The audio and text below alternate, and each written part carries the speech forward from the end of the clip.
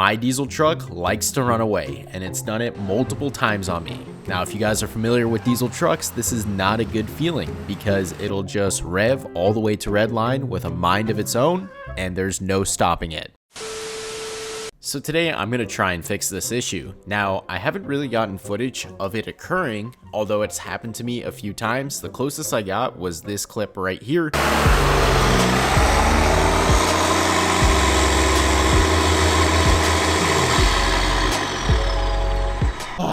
So we still have the runaway problem.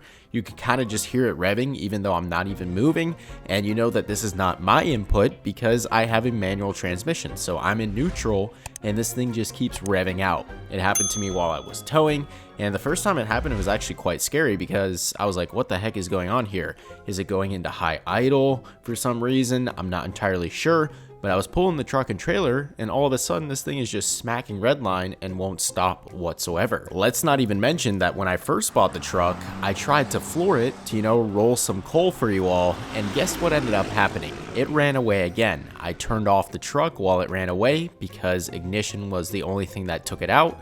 So that implies that it's a fuel related issue, but anyways, I turned it off, the steering wheel locked, and I almost hit a parked car because there was no steering it. So that was not a good time, and that was literally when I just picked up the truck. Imagine if I had crashed it. Now, I wanted to clarify that there are two different types of runaway when it comes to a diesel truck, or a diesel motor, whatever you want to call it. So the first one is a fuel-related runaway, where an ejector gets stuck open, and that's just a possibility, and then the car goes ahead and revs to the moon, because if it gets more fuel while it's getting air, it's going to decide to do whatever it wants to. So if you have injectors leaking or some sort of fuel pump malfunction, then you're going to have a runaway situation. Now, you can tell if it's a fuel-related runaway if you turn the key off and it kills it. So if that kills the runaway and it no longer runs on you and revs out, then you know it's fuel related. The second type of runaway is the very bad runaway. This is where your motor decides to go ahead and use the oil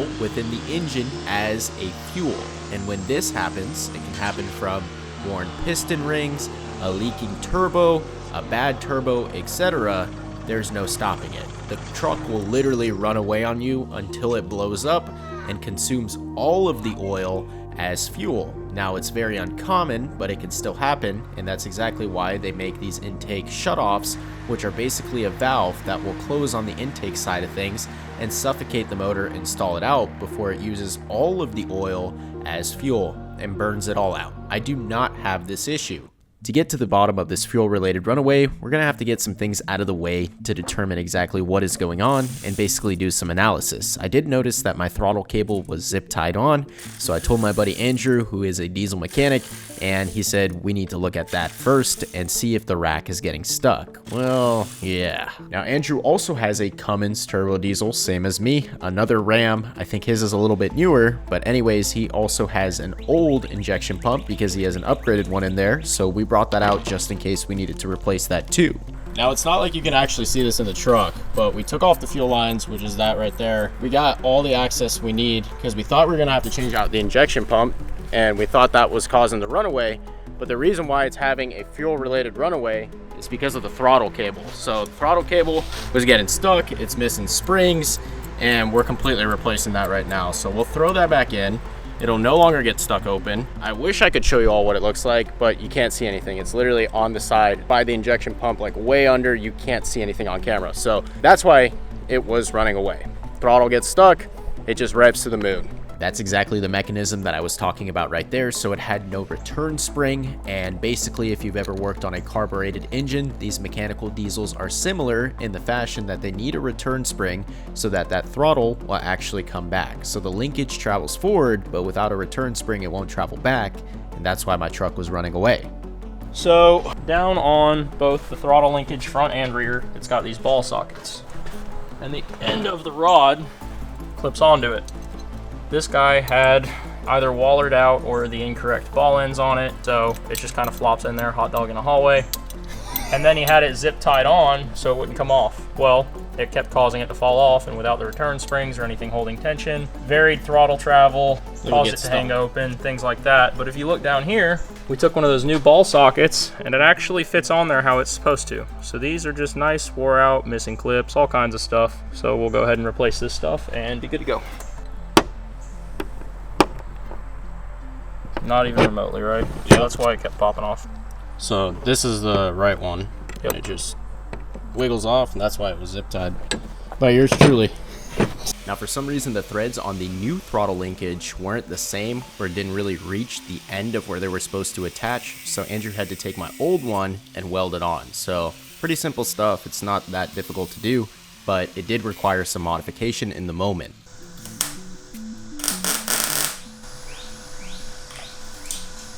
There you go. Got on? Mm-hmm. Throttle rod that's not all f***ed up.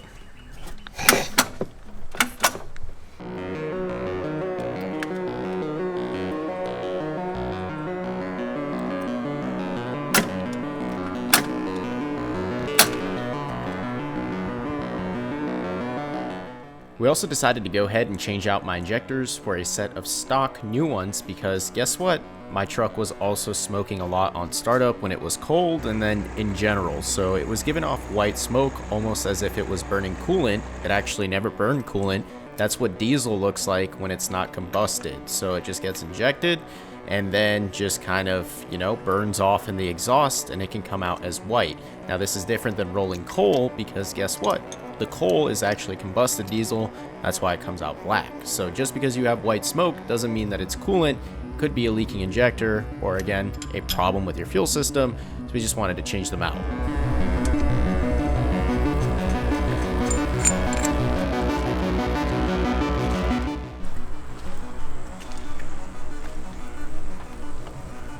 Should not be covering that much oil. No? No. Does that blow by? Oh, no. Yeah, they're just stock injectors.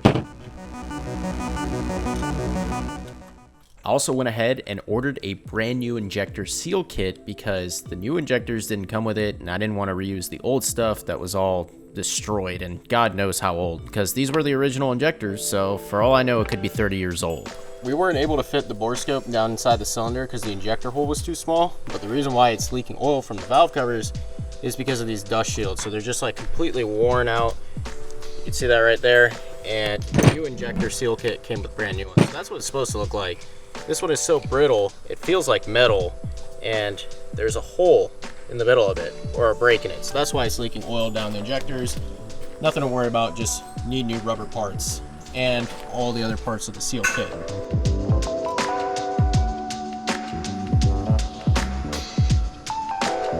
Our truck is back together. Andrew actually cracked each injector and the delivery valves while I sat in there and cranked it. So we made sure we got all of the air out of the system so that it can run.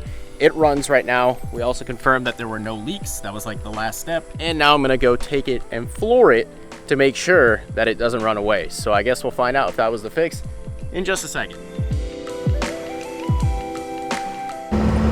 All right, we're gonna floor it. What gear is this, third? I'll floor it at third.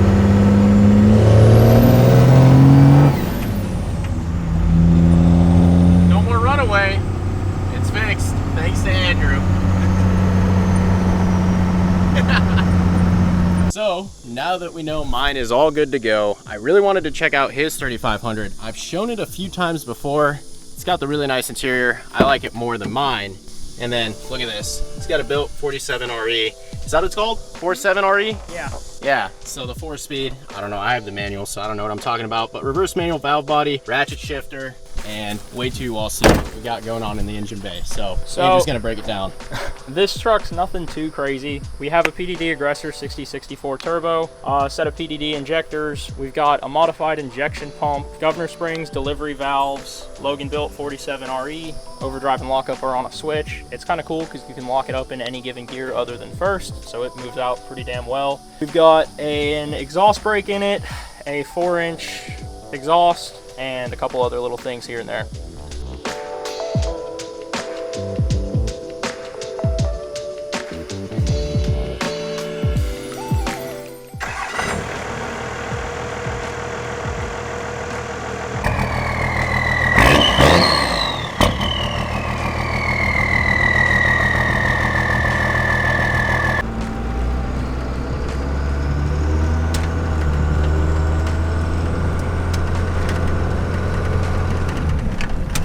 Oh, it's a forward manual, not reverse. Yeah, it's forward. Okay. First, second, third. Is the Blueberry forward manual too, or no? Reverse. Reverse.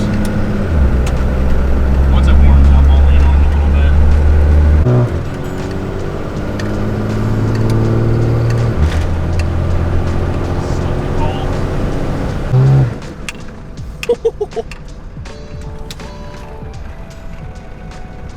On a random side note, I did notice that the truck idles a little bit low, so it idles at like 400 RPM, and the manual says 750. So Andrew's gonna show you all how to set the idle on this thing.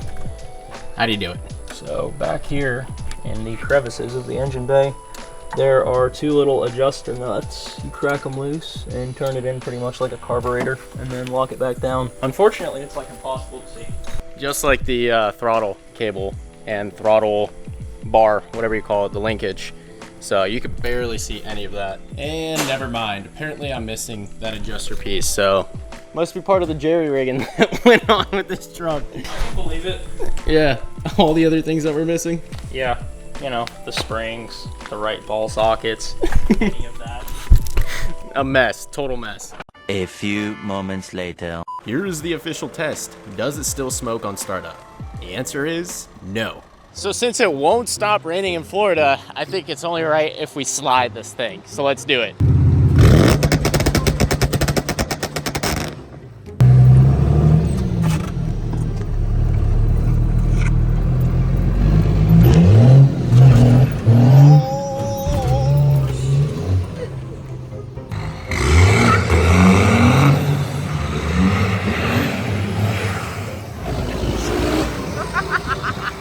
Not like it loses the rear really easily.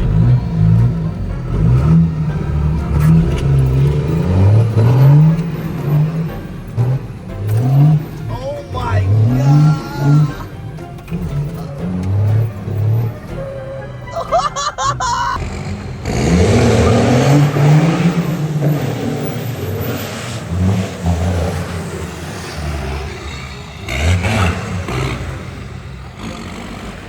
It's so hard.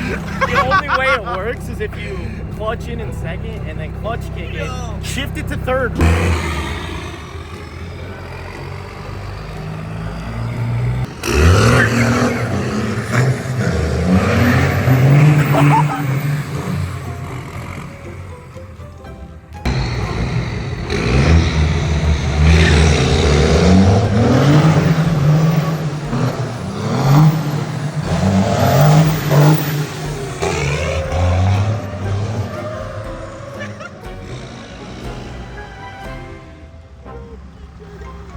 Really get it to lose it one time, bro. And I'm not gonna keep beating on the truck like that. Facts.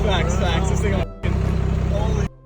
Oh my god, it's so hard to do it. If I come out here in any of my other cars and I just floor it, it'll do a 360. I know. But this thing is like, it's a two-wheel drive and it's hooking up in the rain every time I floor it. So the only way Are you mad about it hooking up? That's a yeah, good I'm thing. mad that it hooks up. It's got traction, so it's like really hard to get it to do it. And I think that thing I added to make it not squat, like prevents some body roll.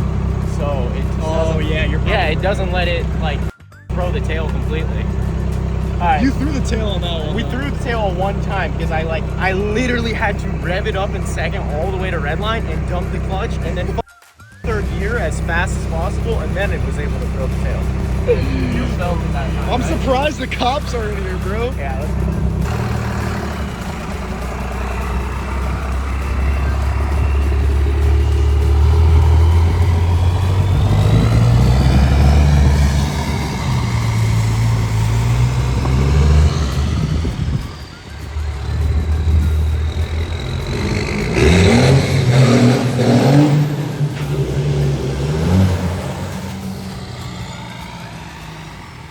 Let's Let's just call this the truck ragathon because later that night we lined it up with my buddy Brock's 1991 F350. So that has the 7.3 liter IDI, which is a V8 naturally aspirated. We're gonna see how this turns out with both rolls and a dig.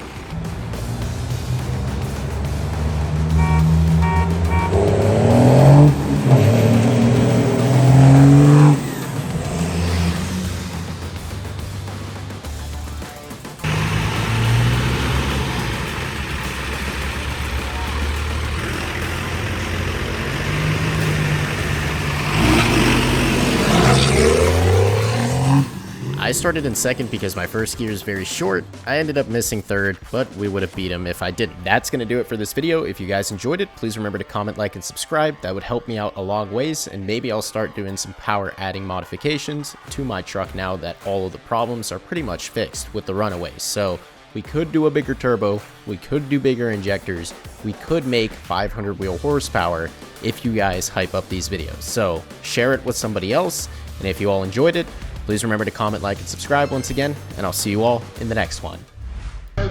What's up, guys? This is Zesty Wash, and I'm going to show you what it does today. I said, better late enough,